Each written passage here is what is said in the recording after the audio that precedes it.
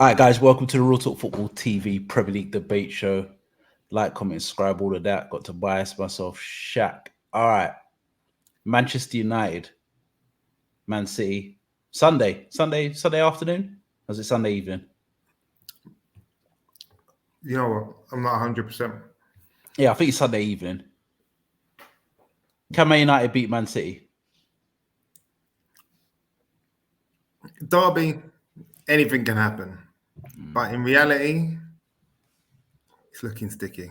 I'm not going to lie. We are yet to pull off a performance of significance. You can say Arsenal's probably the best we played this year, I reckon. Other than that, I know you it's think you're just good been either. horrendous. And we wasn't even good against Arsenal. Other than that, it's just been bad. So I'm thinking, surely, it's like when you gamble, when you play roulette, yeah, and you keep picking on the same number, yeah. And you're like, surely this is gonna come in soon, bro. Yeah. Like, surely. You know what I'm saying? Rashford's having an absolute horror show. Everyone's having a horror. It was a redemption season with Onana and Harry the other day. Although it shouldn't have come down to last kick of the game. They should have finished it off. There was more than enough chances to finish it off. But we're playing counter-attack against Copenhagen. Counter-attack at home. So it's just looking bad. Like, essentially, Casemiro, for how bad he has been, he needs to be back with Amrabat. And Amrabat hasn't been good either. So even the new signings are not really showing anything. I thought, have we got injuries? We haven't really got injuries. We've got what? Martinez out, Shaw out, Wan-Bissaka. Wan-Bissaka's not a guaranteed starter, so you're looking at Martinez and Shaw. But it's not mass injuries. Like, I'm just grateful that De Bruyne's out. But Rodri being back, it's just Alvarez. Even talking about Man United, Tobias, to me, a person looking from the outside, it just looks a complete mess. Still got the Sancho situation just lingering in the background. You bought players and they haven't really turned it on. You bought players that don't actually fit your system. I don't think I've watched Man United a lot, and I don't think I've seen a performance or a game that you actually should have won. You could easily be in the bottom half of the table, near the bottom. That's the problem. That's the madness. Problem. But then, when we talk about that, we've always said that what's performances without results. So that's the only I'm just hoping, because this team capitulates in big games when they're put under duress. If they go one or two, if they go one down early and they capitulate, then the team hasn't changed. But recently they've been showing without showing any sort of performance-wise, at least they've been showing that grit, determination to get over the line at least. It's against teams near the bottom. Terrible though. Table. I know. That's what I'm saying. It's not like it's not like you're playing any of the top 6 sides and you put grit and determination and you've got over the line. You're playing against Southampton getting battered. You're playing against Burnley and getting battered. You're talking like grit and determination is the only thing I can hang on to right now. Like, we're playing McTominay in the 10. You can't take a hold from that. Like, you know what I'm saying? He scores, he gives away a penalty. I think that's 2 games running. Even though that was never a penalty, but it was given, so it's a pen. I just don't see how we hurt Man City. Wait, hold that thought. Did you just say that McTominay played in the 10? Bro, McTominay was playing in the 10, man. Like, it's playing. I love it. McTominay was playing. Park is quality. He was playing higher up than the pitch than the others anyway. Than Bruno anyway. He was up there.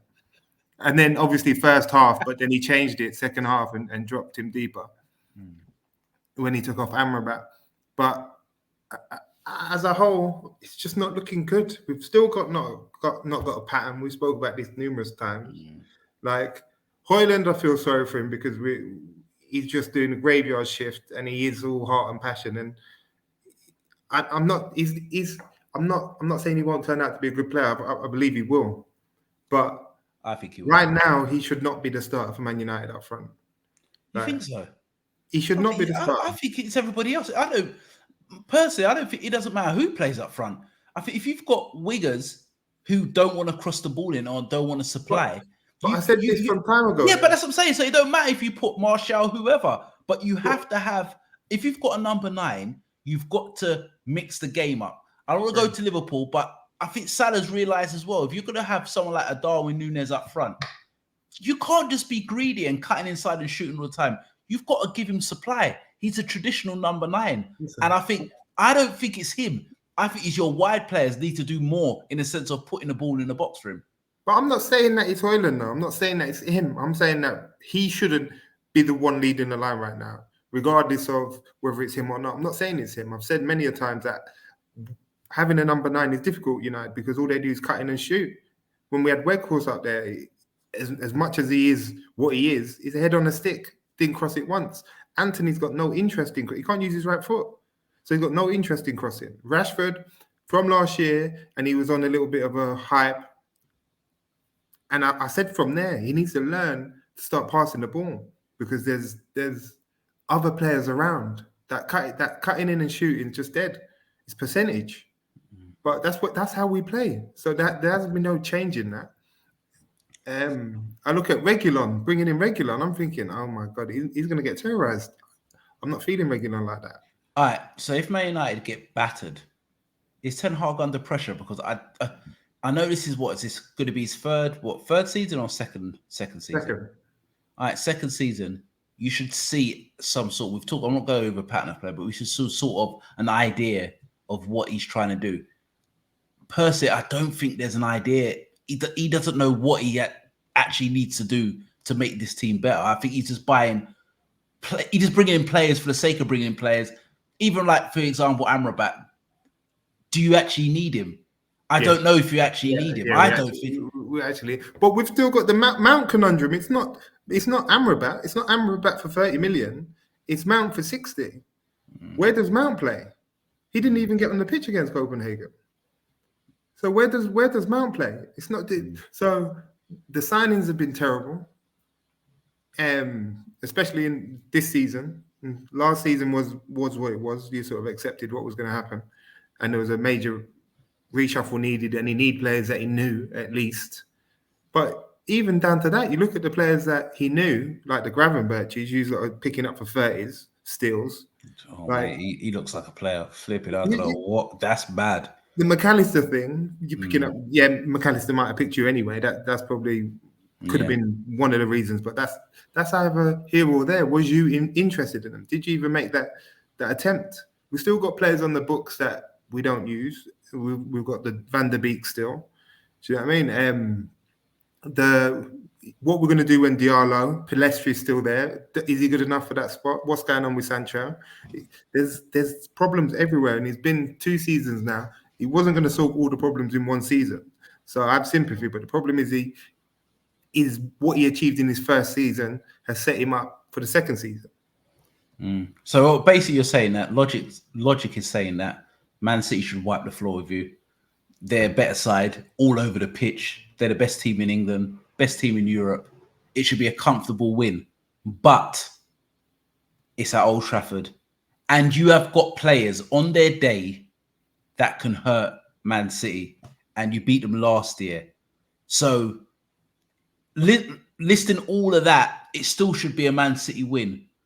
But it's a derby. And I've been on derbies on the opposite side when we've played when you've had Rooney, Tevez, Ronaldo, and we've beat you and we've been terrible. Yeah. So when it comes to derbies, it goes out the window. No, not with this team. No, this is the problem. This team doesn't. He's not built like that. It's been proven. This is the same team that's been whacked up 7s and 5s. Yeah. Do you know what I mean? So I can't sit here comfortably and say it's a derby because we've proven over the last year that doesn't really mount. Over the last 2 years, the same team. Derby is out the window. We've had the most humiliating defeats in my lifetime. So that's mad. All right, last bit. What's the score?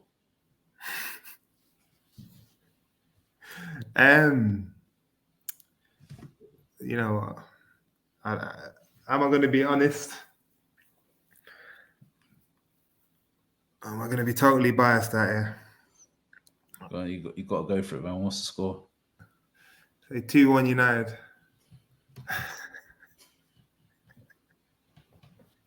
I have to, you know.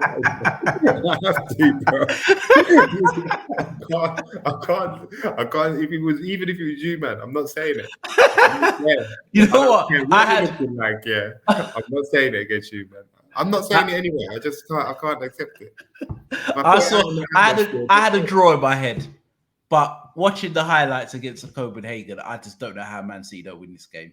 Especially what you said. If they go a goal early, I think the only way Man United get something out of this game, they score first. Man City score first and it score early and control the game. It could be anything. But I think it's going to be a lot closer than people think. I think it's going to be a tight 2-1 to Man City. All right, guys, make sure you like, comment, subscribe to the channel. Like I said, we're going to do 2 shows a week. Tobias, last word. If we get pummeled, I'm not here Monday, bro. Just you see, no, I'm not here Monday. Yeah, you better make sure 1906 is about. He better be. 1906 is back. He's back Monday. But listen, people, if you haven't seen Nunez's miss, go and watch Nunez's miss. Liverpool fans, stop talking this Nunez train. Nunez is trash. We are Real Talk Football.